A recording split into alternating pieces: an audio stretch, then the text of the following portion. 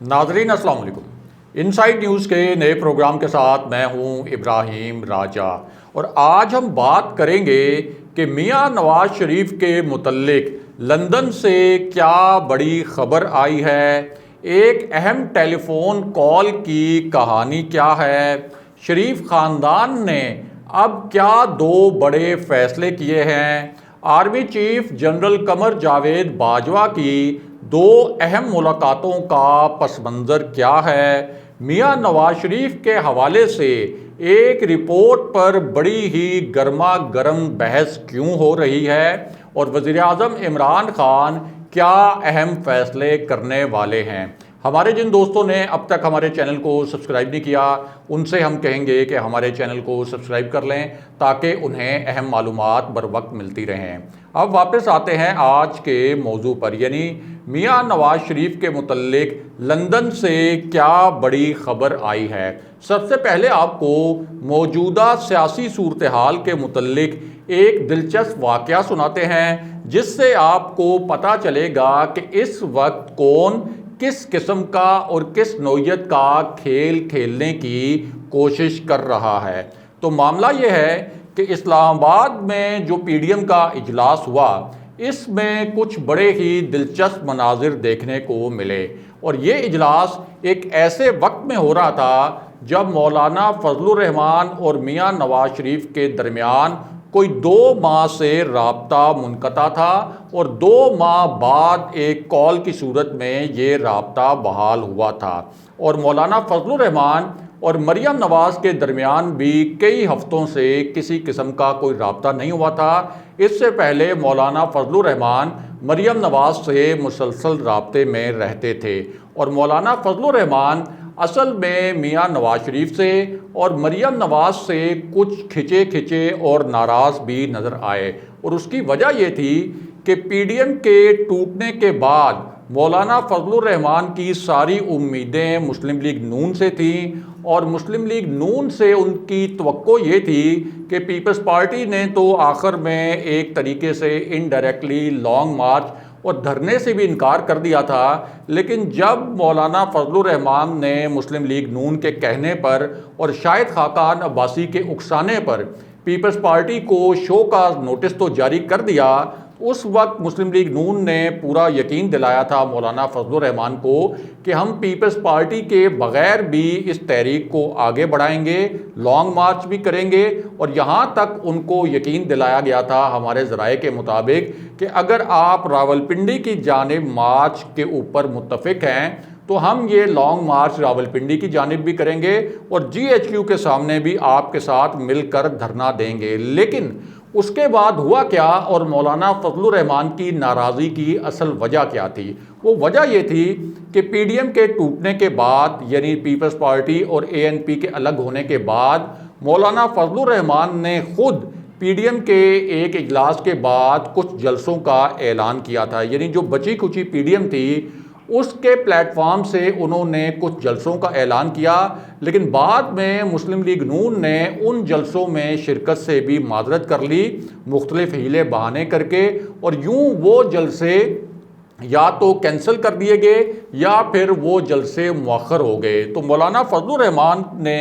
इस पीडीएम के इजलास में नून लीग की क़यादत से बड़े तल्ख सवालात भी किए और उन्होंने कहा कि पीपल्स पार्टी को तो आप छोड़ दें, उन्होंने तो हमें धोखा दिया, एक इजाफी सेनेट की सीट भी हासिल कर ली और मौलाना फजलुर रहमान के बकौल ताकतवर हलकों से उन्होंने डील करके कुछ रिलीफ भी अपनी क़यादत के लिए यानी आसिफ अली जरदारी और जो दीगर पीपल्स पार्टी की क़यादत है जिन पर करप्शन के संगीन इल्ज़ामात थे उनके लिए रिलीफ हासिल कर लिया। लेकिन मुस्लिम लीग नून ने क्यों इतनी ढीली ढाली पॉलिसी बनाई उसके बाद एक ऐसी सूरत हाल में जब मुझे तो ये यकीन दहानी करवाई जा रही थी कि हम आपके साथ बड़े एग्रेसिवली ये जलसे भी करेंगे, पीपल्स पार्टी के बगैर लॉन्ग मार्च भी करेंगे और मैं आपके इस मौक़िफ़ की वजह से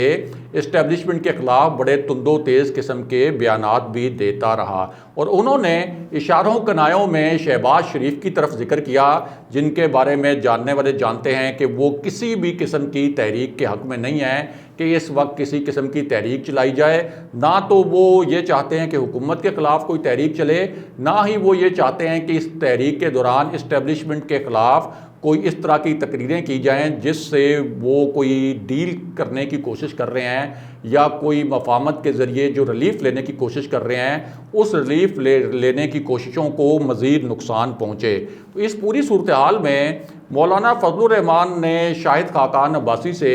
शहबाज शरीफ के मुतल्लिक भी कुछ सवालात पूछे। ख़ास तौर पर शहबाज शरीफ का जो इंटरव्यू था जिसमें उन्होंने कहा कि माजी को दफन कर देना चाहिए, हमें आगे चलना चाहिए और हमारी पॉलिसी 2018 के इलेक्शन में ठीक नहीं थी। और उसके बाद शाहिद खाकान अब्बासी ने जिस तरह से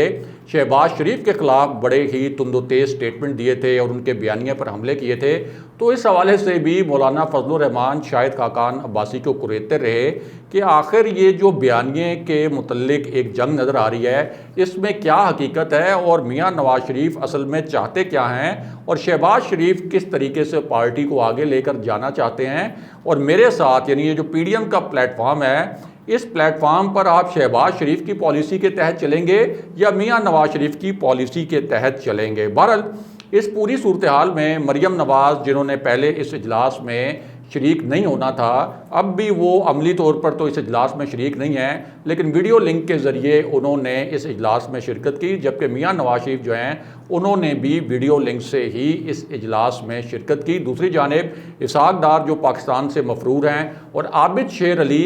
जिनका कोई सियासत में किसी किस्म का कोई कद काट नहीं है, जिनके बारे में नून लीग के अपने रहनुमा निजी महफिलों में ये कहते हैं कि जब पार्टी पर मुश्किल वक्त आया तो राना सनाउल्लाह तो मजबूती के साथ खड़े हुए, एहसन इकबाल तो खड़े हुए, ख्वाजा आसिफ तो खड़े हुए, लेकिन आबिद शेर अली यहाँ से फ़रार हो गए। लेकिन हैरान कुन तौर पर चूँकि वो मियाँ नवाज शरीफ के रिश्तेदार हैं, इसलिए ना उनको शरीफ फैमिली ये कहती है कि आप यहाँ वापस आएँ और अगर पार्टी के ऊपर मुश्किल वक्त है तो हमारे साथ जिद्दोजहद करें, और ना ही ये कहा गया कि आबिद शेर अली इस इतनी हाई प्रोफाइल मीटिंग में किस हैसियत में शरीक हो रहे हैं जब उनका ना कोई सियासी कद काठ है, ना कोई सियासी जिद्दोजहद है। और वज़ीर तो वो रहे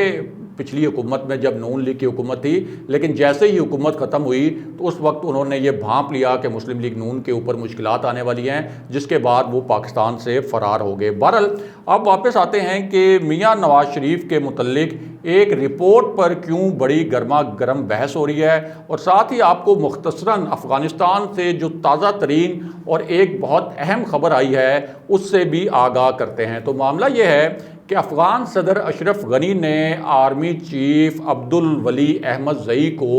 उनके ओहदे से बरतरफ कर दिया है, जिसके बाद अब बाज़ाब्ता तौर पर एक नया आर्मी चीफ भी वहाँ तैनात कर दिया गया है। और उसकी वजह यह है कि तालिबान के बारे में अब ये बताया गया है कि वो काबुल से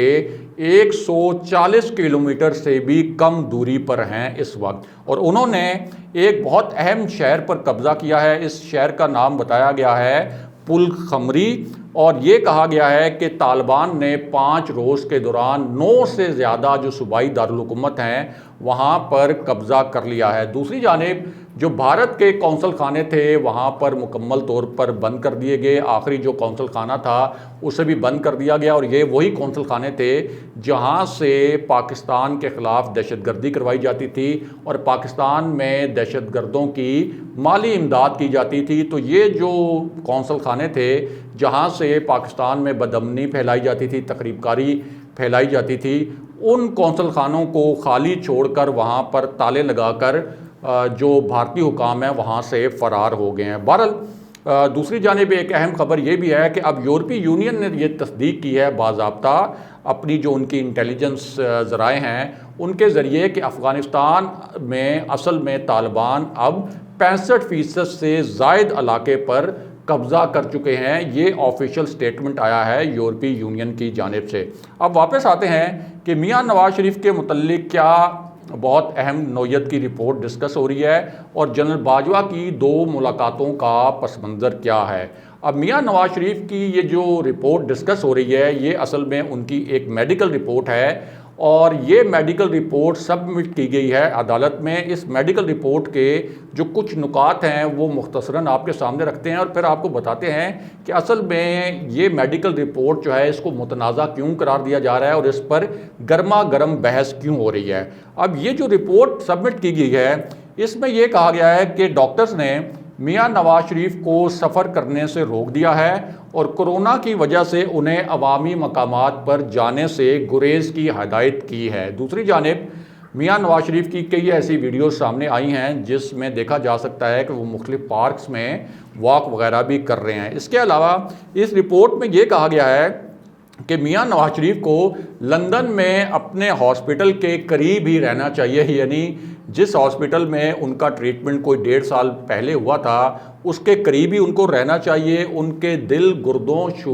और शुगर की उनको बीमारियां हैं और दिल की शरियानें जो हैं उनकी तेज़ी से तंग हो रही हैं और नवाज शरीफ के जो प्लेटलेट्स हैं उनका मुस्तहकम रहना भी बहुत ज़रूरी है। ये मेडिकल रिपोर्ट जो सबमिट की गई है लाहौर हाई कोर्ट में। इसके बाद ये भी कहा गया है कि नवाज शरीफ के दिल को ब्लड की सप्लाई यानी खून की सप्लाई जो है वो भी कम हो रही है और मुख्तलिफ जो बीमारियां हैं जिनमें मियां नवाज शरीफ इस वक्त मुब्तला हैं उनमें ये कहा गया है डॉक्टर्स की रिकमेंडेशन के मुताबिक कि मियां नवाज शरीफ को बहुत एहतियात की ज़रूरत है। ये मेडिकल रिपोर्ट सबमिट की गई है लाहौर हाई कोर्ट में। लेकिन इस पर जो हुकूमती रहनुमा हैं उन्होंने बड़े सवालात उठाए हैं। एक तो उनका ये कहना है कि अब से कुछ अर्सा पहले तक मुस्लिम लीग नून के रहनुमा खुद ये क्लेम कर रहे थे, मरियम नवाज भी ये क्लेम कर रही थी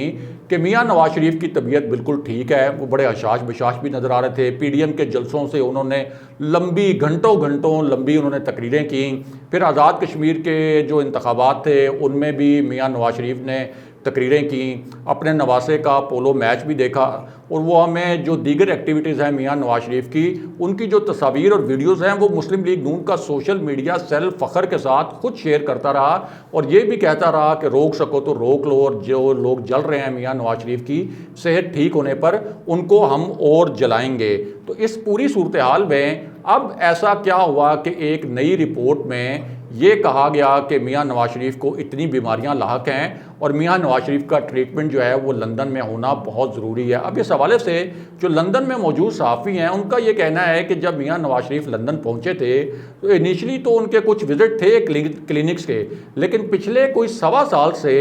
प्रॉबली एक विज़िट भी नहीं है मियां नवाज शरीफ का किसी क्लिनिक का। लेकिन जैसे ही उनके वीज़े की तोसी के लिए जो उन्होंने दरख्वास्त दी थी वो रद्द हुई तो उसके बाद अब ये एक रिपोर्ट जो है वो सामने आई है जो लाहौर हाई कोर्ट में जमा कराई गई है और हुकूमती रहनुमाओं का कहना है कि ये जो रिपोर्ट अब सबमिट करवाई गई है ये असल में बरतानवी होम ऑफिस का जो एक जवाब आया था जिसमें मियां नवाज शरीफ की एप्लीकेशन को रिजेक्ट किया गया था तो उसके लिए एक लीगल ग्राउंड बनाने की भी कोशिश की गई है। बहरहाल दूसरी जानिब मियां नवाज शरीफ के हवाले से लंदन से एक और अहम खबर भी आई है और ये खबर एक ऐसी सूरत हाल में आई है जब मियां नवाज शरीफ की जो एप्लीकेशन थी उनके वीज़े में तोसी के लिए वो रद्द कर दी गई थी। उसके बाद मियां नवाज शरीफ अपने कानूनी वकला से मशावरत भी कर रहे थे और ये ऑप्शंस भी एक्सप्लोर कर रहे थे कि अगर उनको बरतानिया से बेदखल करने का फ़ैसला कर लिया जाता है तो क्या उनको सऊदी अरेबिया जाना चाहिए, कतर जाना चाहिए या अमेरिका जाना चाहिए, जिस पर यह फ़ैसला किया गया था कि अगर ये बेदखली का फ़ैसला फ़ाइनल हो गया यानी होम ऑफिस से भी अपील रिजेक्ट हो गई, अदालत से भी अपील रिजेक्ट हो गई तो फिर अगर किसी और मुल्क जाना है तो वो अमेरिका ही सेफेस्ट डेस्टिनेशन होगी। दूसरा ऑप्शन ये भी एक्सप्लोर किया जा रहा था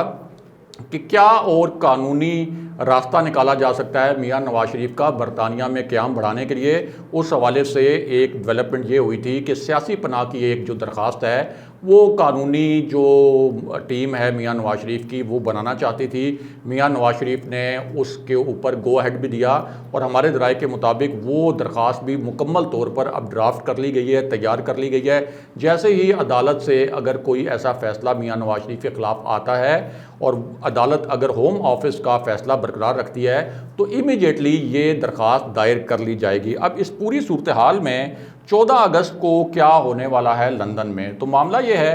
कि शायान अली नाम का वो जो लड़का था, जो बच्चा था, जिसकी फैमिली को अब्यूज़ किया था आबिद शेर अली ने लंदन में और जिनके साथ गालम गलोच की थी, अब उसने बहुत से लोगों को जो बरतानिया में पाकिस्तानी हैं उनको मिलाकर और कुछ कम्युनिटी लीडर्स को मिलाकर 14 अगस्त के दिन बरतानवी वज़ीर-ए-आज़म के ऑफिस के सामने भी और जो दीगर मकामात हैं अहम बरतानिया के लंदन के,